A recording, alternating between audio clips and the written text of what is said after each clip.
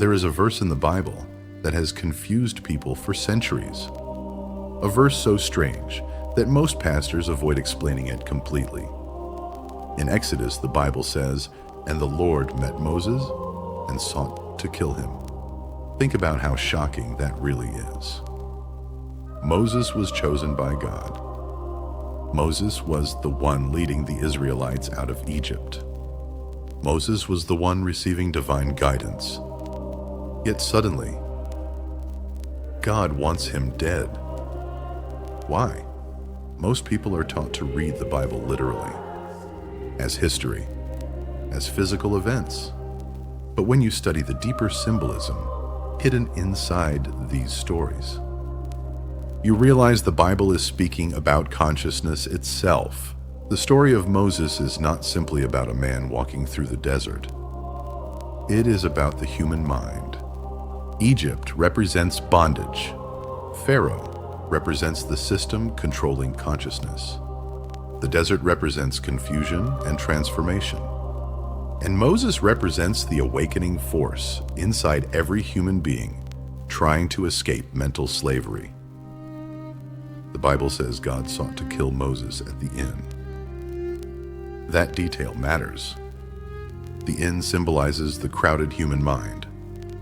Noise, distraction, thoughts constantly moving, fear constantly speaking, the mind endlessly reacting to the world. And when higher awareness begins awakening inside a person, the first thing that must be silenced is the lower mind. This is why meditation feels uncomfortable for most people. Silence threatens the identity built around fear, stress, and control. People become addicted to noise because they are afraid of what they might discover within themselves. Ancient spiritual teachings constantly point inward. The kingdom of God is within you. Not inside a building, not inside an institution. Within. But humanity was trained to search outside itself. Outside for authority, outside for truth, outside for salvation. And because of that, people became disconnected from their own awareness. The Moses story is describing an internal battle, the higher consciousness attempting to free a person from the prison of the lower self. That is why the verse sounds violent, because transformation feels violent to the ego. The ego does not want to disappear. It wants control. It wants fear. It wants identity. It wants attachment. But awakening requires surrender. This is why ancient mystics spoke about dying daily. Not physical death.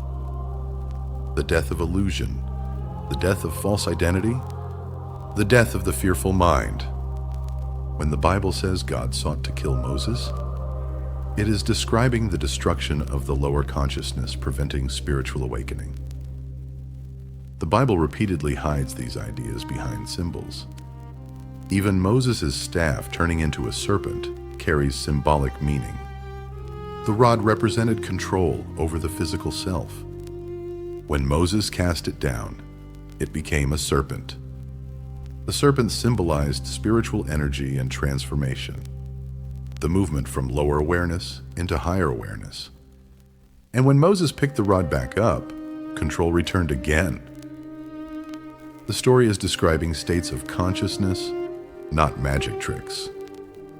This is also why the Exodus story focuses so heavily on crossing over. Crossing the Red Sea, leaving Egypt, entering the Promised Land. These are all symbols of inner transformation. The Red Sea represents the movement from the left side of the mind into higher awareness. The desert represents the painful process of inner change.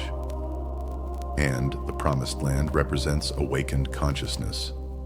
Most people never complete that journey because the system constantly keeps them distracted. Fear, politics, religion, division, noise. People spend their entire lives reacting to the external world while never understanding themselves internally. That is why the Bible says, "Seek first the kingdom within." The deeper teachings were never about controlling other people. They were about understanding yourself. But over time, religion became externalized. Instead of inner transformation, people became obsessed with rules, institutions, and identity. And the symbolic meanings became hidden beneath literal interpretations. That is why stories that were meant to explain consciousness became historical arguments and religious conflicts. But when you look deeper, the symbolism becomes clear. Moses represents the consciousness trying to awaken. Pharaoh represents the force keeping humanity trapped. And God represents the higher awareness, calling the mind beyond fear. This is why the Bible says God is light, not a man.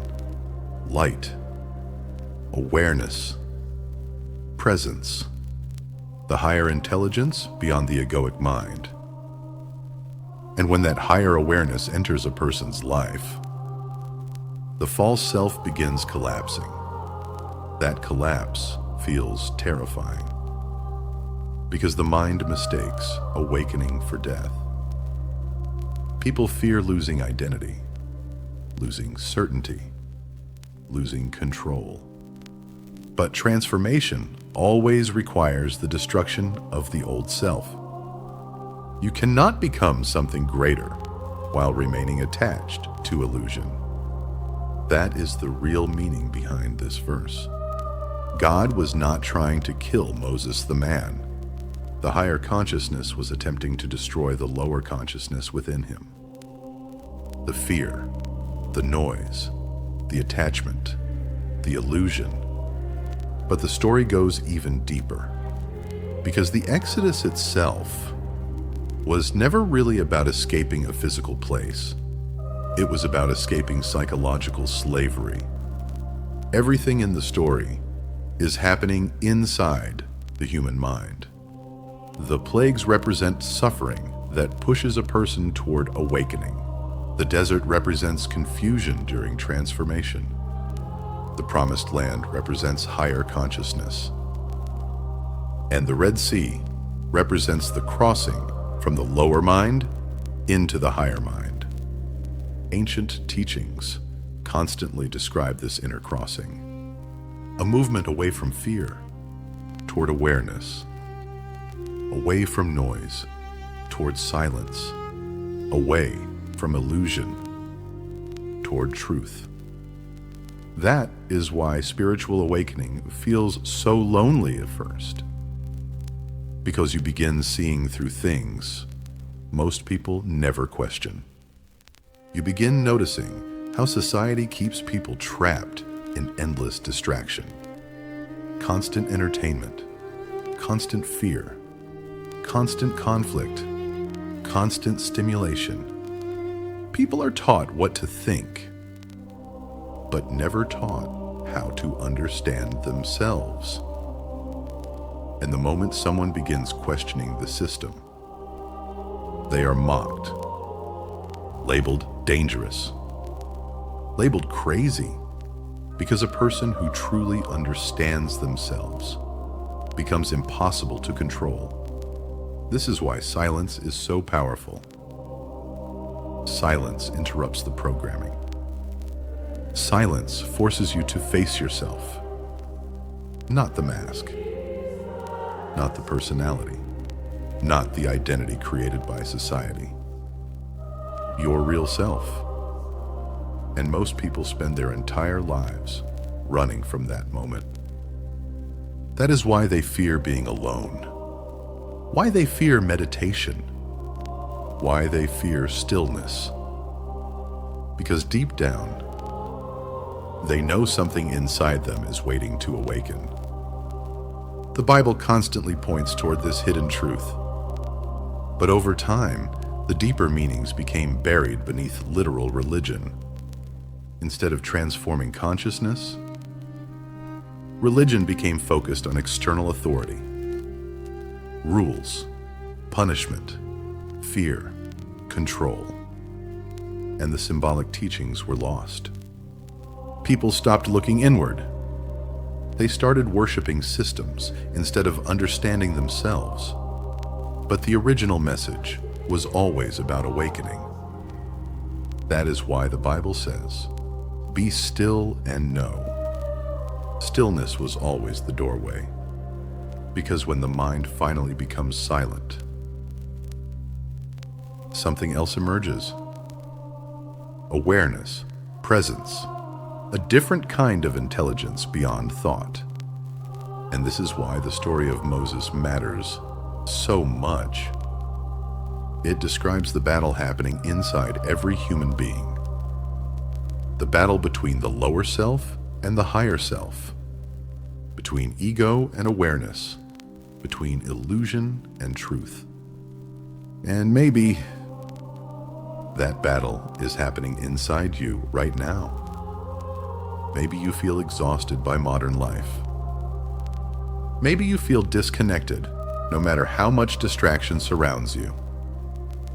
Maybe part of you senses there has to be something deeper than endless consumption and fear. That feeling is important, because awakening often begins with discomfort. The old self begins collapsing before the new self emerges. And that collapse can feel terrifying. The mind fears uncertainty. It fears silence. It fears losing control. But the destruction of illusion is necessary for transformation. That is why God sought to kill Moses. The higher consciousness was trying to destroy the lower consciousness within him, trying to free him from fear, trying to silence the noise, trying to awaken him completely. And maybe the real question is not, why did God try to kill Moses? Maybe the real question is, what part of you is resisting transformation right now? What fear are you still attached to? What illusion are you still protecting?